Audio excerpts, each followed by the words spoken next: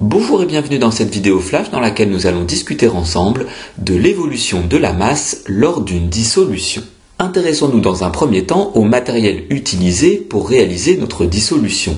On utilisera comme soluté le sel, comme solvant l'eau, placée ici dans un bécher, et on aura également besoin d'une balance. Notez que dans les schémas, l'eau est représentée en bleu pour les rendre plus lisibles, mais attention, elle ne l'est pas dans la réalité.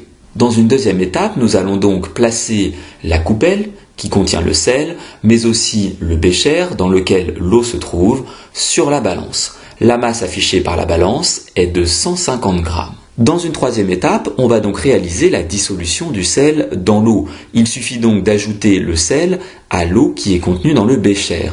Après agitation, on obtiendra donc une solution d'eau salée. Pour rappel, le sel joue le rôle de soluté, l'eau le rôle de solvant, et la solution obtenue est donc l'eau salée.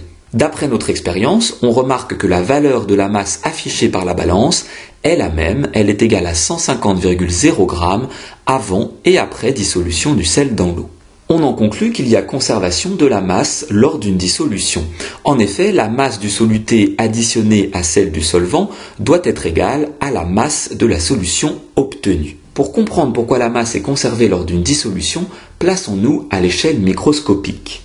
Observons notre soluté, le sel, à l'échelle microscopique dans un premier temps. On y observera des particules de sel. Si maintenant on se place à l'échelle microscopique pour notre solvant, qu'est l'eau, on observera des particules d'eau. À la fin, dans notre solution, si on se place à l'échelle microscopique, on observera d'une part des particules de sel, mais aussi des particules d'eau parfaitement mélangées. On obtient d'ailleurs un mélange homogène. Il faut bien garder en tête que lors de la dissolution du sel dans l'eau, les grains de sel ne disparaissent pas. En effet, ces grains deviennent des particules beaucoup plus petites et invisibles à l'œil nu. Il y a donc toujours la même quantité de sel avant et après dissolution. C'est pour cela que la masse est conservée. Pour être sûr que tout cela est bien compris, prenons un exemple. Si l'on dissout 5 g de sel dans 100 g d'eau, alors le mélange obtenu aura une masse égale à 5 plus 100, c'est-à-dire 105 g. Cette vidéo flash est maintenant terminée, j'espère qu'elle a été claire. N'hésitez pas à vous abonner à ma chaîne YouTube et je vous dis à très bientôt pour de nouvelles vidéos.